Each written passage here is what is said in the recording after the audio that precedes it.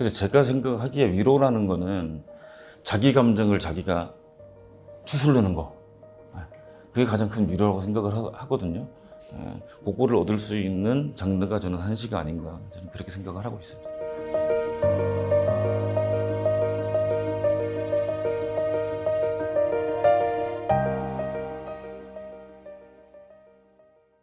안녕하세요. 저는 그래도 인생 별거 있다를 쓴 김재욱이라고 합니다. 이번에 제 11번째 책을 메디치에서 내게 됐습니다. 저는 한국 한시를 전공을 했습니다. 지금 현재 고려대학교에서 교양학문 강의를 하고 있고요. 그래서 이번 책에서도 제 전공 분야를 살려서 한시를 소개를 하고 있는데요.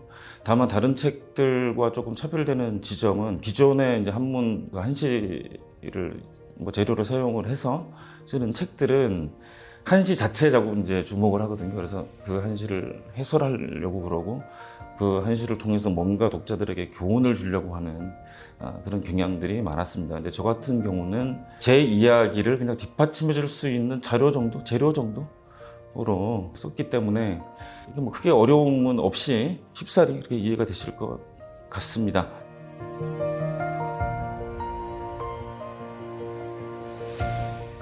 보통 이런 질문들을 되게 많이 받아요. 저는 어디 갔을 때. 저 같은 경우는 그냥 대학원을 진학을 하면서 전공을 정해야 돼요. 그러니까 한문학에 여러 가지 분야들이 많은데 한시는 그중 하나거든요. 제가 전공을 했을 때 다른 분야에 비해서 좀 재미있게 할 수 있겠다? 그렇게 해서 이제 시작을 했고요. 사실 처음에는 간두려고 그랬어요. 이게 너무 어려워가지고.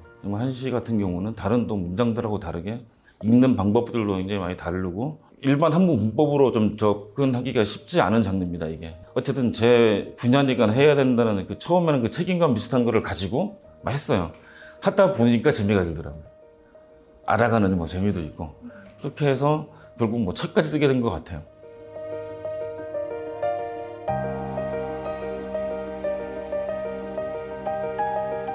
그러니까 일단 위로라는 게 뭔지부터 조금 생각을 해봐야 될 것 같아요. 그 부분에 대해서는. 그러니까 위로라는 거를 얻는다는 거면 결국 뭐를 말하는 거냐 하면 내 감정을 내가 추스르는 거거든요. 그게 내 감정이 추스러져야 위로를 얻을 수 있는 거잖아요. 그 내 괴로움의 내용이 뭔지 그거하고 상관없이 그런 측면에서 봤을 때 저는 한시라는 장르가 굉장히 큰 어떤 힘을 가지고 있다고 생각을 합니다. 그러니까 내가 되게 괴로워요.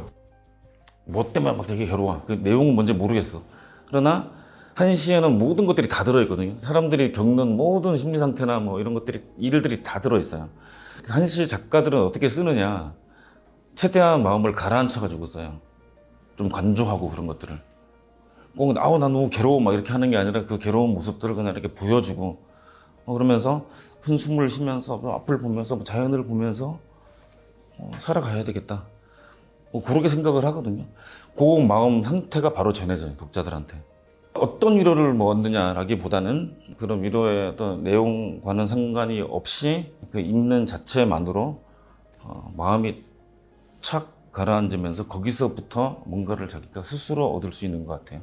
그래서 제가 생각하기에 위로라는 거는 자기 감정을 자기가 추스르는 거, 그게 가장 큰 위로라고 생각을 하거든요.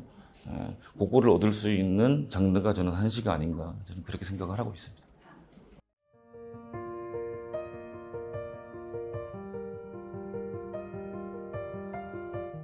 대부분 다 좋은 시거든요. 고르는데 굉장히 좀 힘이 들었습니다. 사실 이게 어떤 인터뷰 준비하는 것보다. 제가 이 책에서 제일 좋아하는 시는 낮잠이라는 시입니다. 낮잠.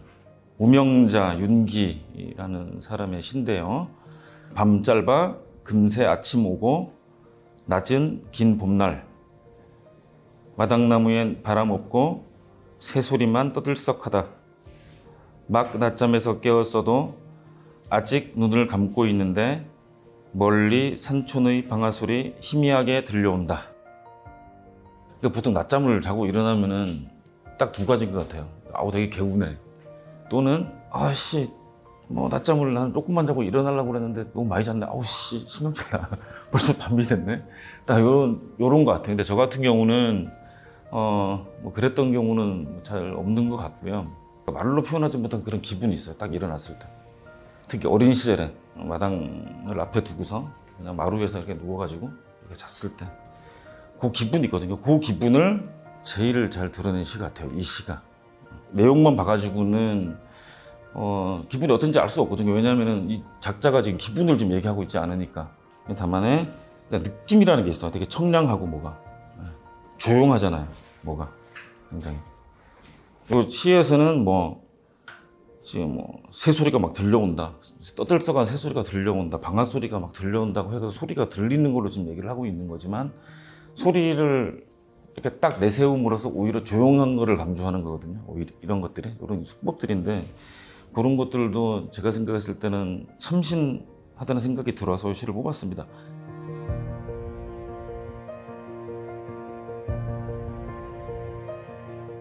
알게 모르게 한국 사람들한테는 고정관념들이 있습니다. 뭐가 있냐면 이제 저 사람들은 엄숙하고 무거울 거야 되게. 그리고 자꾸 뭔가 주려고 할 거야. 지금하고 옛날하고는 분명히 다를 거기 때문에 위화감 또는 괴리감이 있을 거야. 보통 그렇게 생각들을 많이 하시거든요. 한자를 걷어내고 그냥 한글만 이렇게 읽어보시잖아요. 그렇지 않다는 거를 여러분들, 독자 여러분들 스스로 저는 알게 될 거라고 확신합니다. 이건. 왜냐하면 옛날하고 지금하고 제 사회 제도가 다르고 언어 습관도 달라지고 모든 게 다 달라졌어요. 그죠? 근데 변하지 않는 게 있습니다. 욕망이에요, 욕망. 사람의 욕망은 절대 변하지 않아요. 내가 좀 더 잘나고 싶고 그렇잖아요. 내가 좀 더 좋은 학교 가고 싶고 좀 더 돈 더 많이 벌고 싶고 높은 자리 가고 싶고 그리고 이성 때문에 고민하고 부모님과의 갈등 때문에 또 마음 아파하고 똑같아요. 그냥 우리하고 똑같아요. 그런 것들을 읽으시면서 그런 거를 해보는 것도 되게 또 하나의 여러분들께 또 하나의 재미로 작용하지 않을까 생각을 합니다.